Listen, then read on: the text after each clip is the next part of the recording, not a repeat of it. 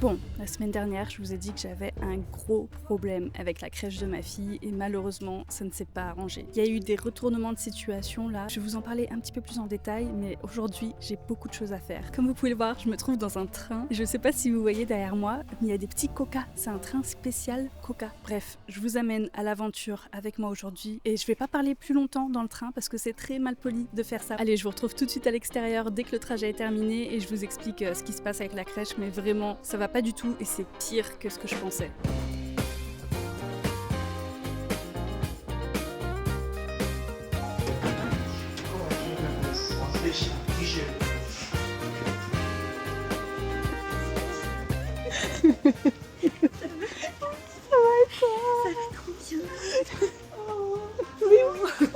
Oui, on va s'installer. J'avoue, il est trop bien ce train. Je suis en train de filmer avec mes lunettes. Waouh.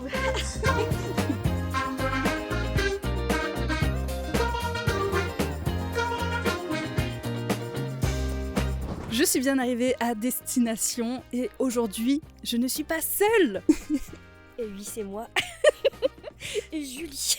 C'est Julie. Je suis obligée de me baisser parce que, Elle fait 1m49. regardez, Julie, ça fait des années qu'on se connaît, ça fait vraiment super longtemps, hein, depuis l'INALCO. On a Titibou et en fait, on n'est pas venus ici par hasard. Julie et moi, on est passionnés d'urbex et ça fait plusieurs mois maintenant.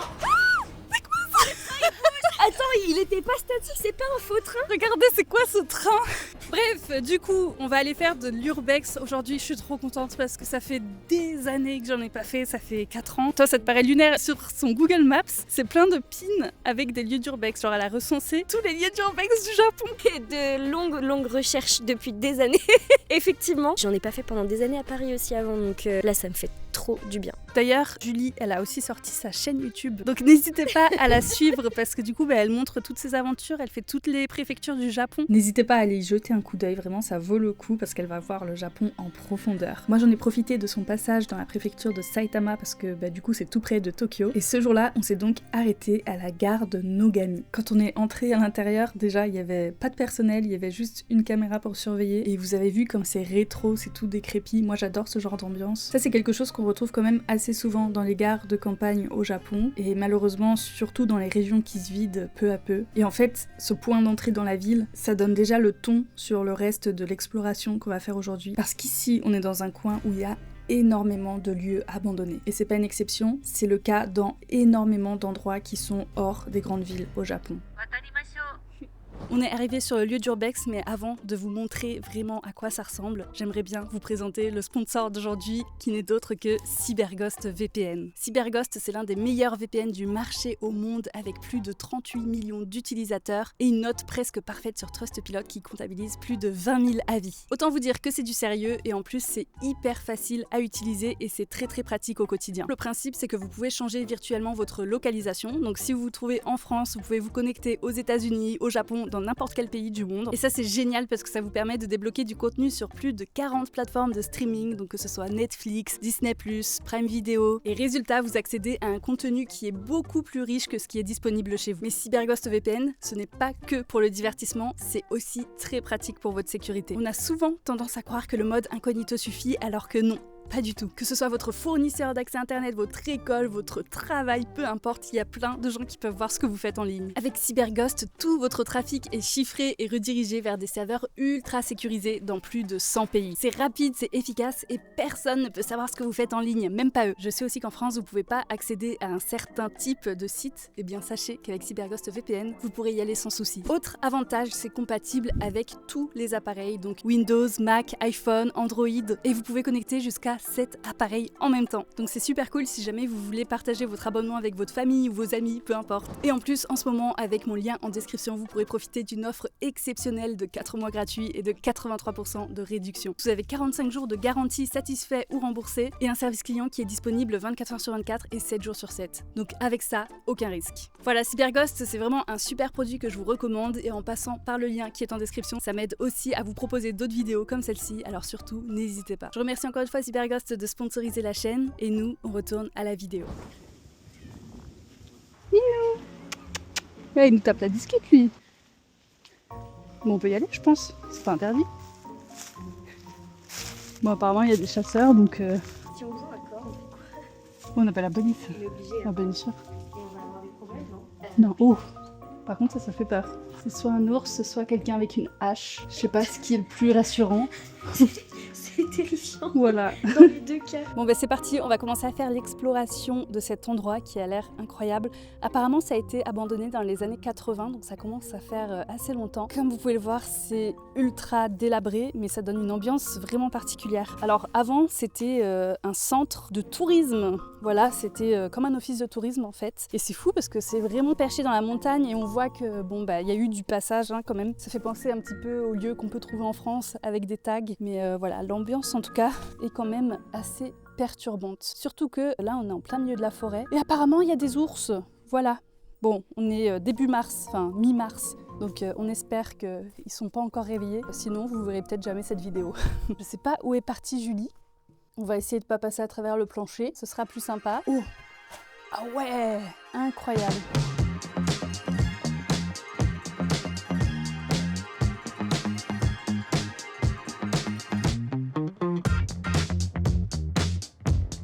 On sort du lieu, en fait on a entendu des bruits très suspects. D'ailleurs je vous avoue que je suis pas très rassurée à parler à voix haute comme ça. Mais bon, faut bien faire le vlog. Non vraiment on a entendu des bruits trop étranges. Genre on aurait dit des bruits de pas, mais il y a personne. J'ai fait des bruits et tout, il y a personne qui répond. Donc on se dit que c'est un animal, mais un animal qui a pas peur des bruits humains. Donc voilà, c'est pas très rassurant. Donc de toute façon on a fait le tour. Autre truc pas très rassurant, il y a des chasseurs au Japon. Donc quand vous allez dans des lieux comme ça, un peu en forêt et tout, où il n'y a pas beaucoup de promeneurs, c'est vrai qu'il faut faire attention quand même parce que ça serait dommage de se prendre une balle quoi. Je vais prendre une petite pause pour vous parler de la crèche parce qu'il s'est passé des trucs de fou depuis. Vraiment c'est un bordel là ce qui est en train de se passer en fait. Pour vous expliquer le problème là tout de suite, ma fille n'a pas été tirée au sort. Ce qui s'est passé, je vais essayer de vous expliquer ça de manière chronologique. Jeudi dernier, il y a la sous-directrice de la crèche qui est venue me voir quand je suis allée chercher ma fille le soir à 17h. Elle m'a dit « Madame, est-ce que vous pourriez nous ramener ce papier-là pour qu'on puisse faire le tirage au sort demain ? Parce que sans ça, on ne peut pas le faire. »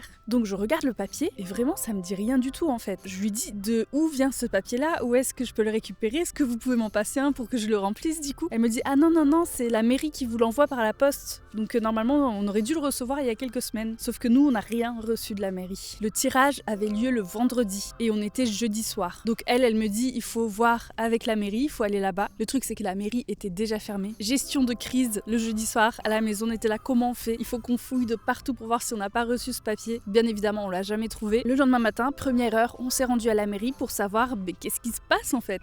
Pourquoi on n'a pas ça ? Et en fait, il s'est avéré qu'avec Mitsu, on n'était pas au courant. Quand vous faites une demande en crèche à la mairie, il faut le refaire tous les 6 mois. Pour être tout à fait honnête avec vous, je me suis posé la question parce que normalement, quand vous avez déjà fait une demande de place en crèche et que vous devez refaire la demande, on vous envoie des papiers, etc. La période où ça s'est passé l'année dernière, c'était quand Minnie était hospitalisée. Vous savez, quand elle a eu la mononucléose, elle est restée hospitalisée 10 jours en soins intensifs. À ce moment-là, on a eu la peur de notre vie s'est arrêtée, littéralement. Et donc, en fait, je suppose qu'à ce moment-là, même si on a reçu des lettres à la maison et tout, on était tellement ailleurs qu'on n'a pas pris le temps de faire tout ce qui était démarche administrative. Et c'était une grosse erreur de notre part parce que c'est vrai qu'en avril, c'est là qu'il y a la rentrée, c'est là que tout se passe au niveau administratif, en fait, mars-avril, et je pense qu'on a juste complètement zappé, en fait. Ceci étant dit, on a redéposé un dossier en espérant qu'on puisse avoir ce fameux papier pour leur donner le jour même pour qu'ils puissent faire le tirage au sort. Sauf que malheureusement, évidemment, ça ne marche pas comme ça. La demande qu'on a faite ce jour-là pour avoir une place en crèche, du coup, elle sera effective qu'à partir du mois prochain. Donc ça veut dire que pour le tirage au sort de cette année, c'est mort en fait. Elle sera même pas tirée au sort, genre elle est même plus dans le dossier. Donc en fait, on a compris à ce moment-là, quand on était devant la dame à la mairie, qu'on était un petit peu dans la mouise parce qu'on n'a plus notre place dans la liste d'attente pour les demandes de crèche. On peut même pas l'inscrire en Teiki Hoiku comme on faisait avant. Donc c'est-à-dire ne pas passer par la mairie mais passer avec la crèche directement. Nous aussi, on était perturbés parce que le directeur de la crèche nous avait assuré qu'on aurait une place l'année dernière. Donc on s'est dit en fait ça va. On n'a même pas besoin de repasser par la mairie puisque c'est bon, elle est déjà inscrite et tout. Enfin bref, voilà, c'était un gros quiproquo en fait cette histoire qui a coûté notre place dans la liste d'attente pour les crèches. Finalement, en diguant un petit peu sur les solutions qui nous étaient proposées à la mairie, la dame nous a dit qu'il y avait un système qui s'appelle Ichiji Hoiku, je crois, je suis pas sûre. En gros, vous pouvez mettre votre enfant à la journée à la crèche, donc il n'est pas inscrit sur toute l'année comme les autres enfants. C'est genre, vous pouvez le mettre de temps en temps et vous payez à la journée. C'est maximum 3 jours par semaine. Bref, du coup, la dame de la mairie nous a dit peut-être qu'à votre crèche, il y a ce système-là, donc allez les voir, allez leur demander. Donc on a couru jusqu'à la crèche et ils nous ont dit qu'effectivement, il y avait ce système-là qui existait. Donc on s'est dit, oh mon Dieu, on a une solution, on va quand même pouvoir finalement la réinscrire à la crèche. Voilà, elle va pouvoir faire sa rentrée comme tout le monde et tout. Le seul truc chiant, c'est qu'il va falloir qu'on paye à la journée. On ne sait pas encore exactement comment ce système-là il fonctionne. La rentrée, elle se passe en avril, donc là pour l'instant, elle est encore inscrite normalement, j'ai envie de dire, comme les autres enfants. Donc voilà, pour l'instant, c'est encore un petit peu flou. Moi, j'ai pas toutes les informations. Tout ce que je sais, c'est que c'est maximum 3 fois par semaine, mais la sous-directrice nous a dit, écoutez, on sait que vous êtes occupés, machin, donc on va faire en sorte que ce soit 5 fois par semaine pour vous, comme c'était le cas avant. Ce que ça change aussi, c'est qu'on peut la laisser moins d'heures que ce qu'on pouvait avant. Ça, c'est un petit peu embêtant parce que c'est vrai qu'avec Mitsu, il y a des jours dans le mois où on part en tournage un petit peu loin de Tokyo. Par exemple, on peut avoir facilement 2 heures de route et voilà, on doit se déplacer à droite à gauche. C'est des journées qui sont très longues et donc nous, dans ce cas-là, ce qu'on faisait jusqu'à maintenant, c'était qu'on laissait Minnie à la crèche tôt le matin jusqu'à 18h et on arrivait à s'arranger comme ça, mais c'était déjà limite niveau temps. Là, on n'aura plus vraiment la liberté de faire ça. D'un côté, c'est positif pour elle parce qu'elle restera moins longtemps là-bas. C'est vrai que des journées de 8 heures, c'est quand même déjà long en soi pour un enfant, donc c'est pas quelque chose de très grave. C'est juste, moi je me dis, au niveau de l'organisation, quand il y a des jours où on a des gros tournages, ça va être peut-être un petit peu chiant. Mais à part ça, c'est un rythme qui est tout à fait normal en fait pour un enfant. Et aussi, le gros truc qui va beaucoup changer pour nous, c'est qu'on va devoir payer alors que la crèche était devenue gratuite depuis 1 an à peu près. Avant, on payait 50 000 yens par mois avant que ça devienne gratuit. Et là, si j'ai bien compris, ce système, ça coûte un petit peu plus cher. Donc c'est possible qu'on ait besoin de sortir un petit budget tous les mois. Mais bon, elle est dans une crèche qui est super, avec des super sensei. Ils lui donnent des repas qui sont super qualitatifs. Donc rien que pour ça, rien que pour les repas, le fait qu'elle soit gardée par des gens qui sont qualifiés et tout, je me dis franchement, ça vaut le coup. Je suis prête à payer s'il le faut. C'était cool que ce soit gratuit jusqu'à présent. C'était cool qu'on n'ait pas beaucoup à payer même avant. S'il faut payer un petit peu plus cher à partir de maintenant, écoutez, c'est pas grave, on fera comme ça. C'est soit ça, soit moi j'arrête complètement de travailler ou Mitsu et moi on arrête de travailler. Enfin, je sais pas trop comment ce serait organisé. On se dit en vrai, on est chanceux dans notre malheur parce qu'on a quand même réussi à trouver cette solution-là et on essaye de voir les choses quand même positivement. Maintenant, on sait qu'elle est inscrite sur la liste d'attente. Donc ça, c'est un souci qu'on aura sur toute l'année. On va devoir payer les 12 mois de crèche jusqu'à l'année prochaine. Mais si on fait les choses bien, on est assuré qu'elle ait une place pour l'année des 4 ans et pour l'année des 5 ans. Donc voilà, je vous tiendrai au courant de toute façon si jamais il y a des choses encore qui bougent d'ici là parce qu'on n'a rien signé, il n'y a pas de contrat. Pour le moment, comme je vous l'ai dit, on vient d'avoir la nouvelle, on vient de faire les démarches, mais on n'est pas encore vraiment fixé à 100%, si vous voyez ce que je veux dire. Donc voilà, je pense que ça va encore bouger ces prochaines semaines et j'espère que dans le bon sens, vraiment. Il y a une petite Minette qui nous appelle. Bon, on rentre chez les gens là, littéralement. Coucou Minette. Oh, t'as un petit peu peur?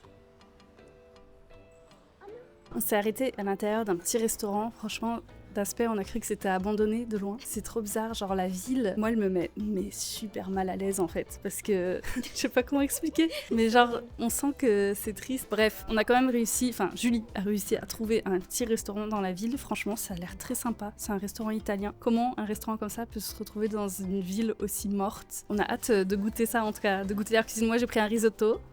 Non, moi j'ai pris une pizza. C'était il y a 2 minutes. J'ai pris des spaghettis avec de l'aubergine, du bacon, de la mozzarella, de la sauce tomate. Ça va être incroyable. Bon, bon appétit. Waouh. Ouais. C'est vraiment bon. Je suis contente. Franchement, c'était une bonne trouvaille. Comme quoi, les petits restaurants dans les coins paumés comme ça, généralement, on est pas trop déçus. Ça vaut le coup. Juste, faut pas avoir peur du menu en japonais écrit à la main, quoi. Sans photo. C'est vrai que tout est écrit en japonais, par contre. Ouais.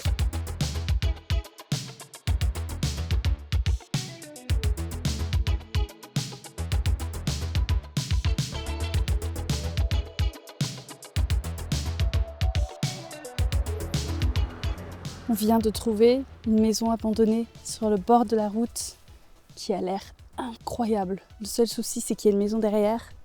Il y a du voisinage un petit peu, mais je pense qu'on va aller voir, non? Rapidement, au moins juste l'extérieur. Ouais.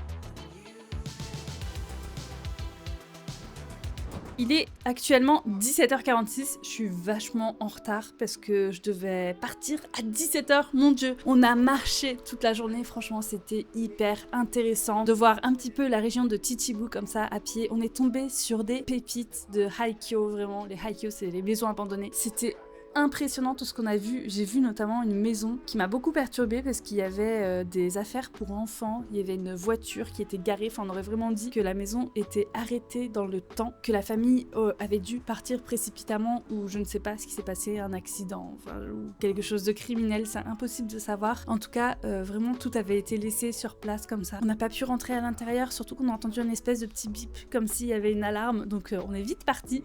Voilà, la plupart des lieux, malheureusement, on a dû partir très vite parce qu'il y avait toujours des gens autour malgré le fait qu'on soit paumé dans Saitama. Bref, faut quand même faire attention parce que voilà, on n'a pas envie d'avoir des soucis avec la police, on n'a pas envie non plus de faire des choses illégales, donc on n'est pas rentré dans les bâtiments. Mais on a vu l'extérieur et franchement, ça avait l'air fou. On a profité avec nos yeux, voilà. Là, on se trouve dans la gare de Higuchi. Il y a actuellement Julie qui est en train de discuter avec un japonais derrière. Voilà, je l'ai abandonné la pauvre. Je vais vite la rejoindre après parce que je sais pas si le monsieur est bizarre ou pas. Tout ça pour vous dire que moi, je vais rentrer à Tokyo. Il me reste encore 3 heures de train quand même. J'espère en tout cas que cette petite aventure à Chichibu vous aura plu. Je vous ai fait découvrir, voilà, un petit peu un aspect que j'ai jamais montré de ma personnalité, j'ai envie de dire, sur cette chaîne. Parce que c'est vrai que faire de l'urbex, c'est une de mes passions.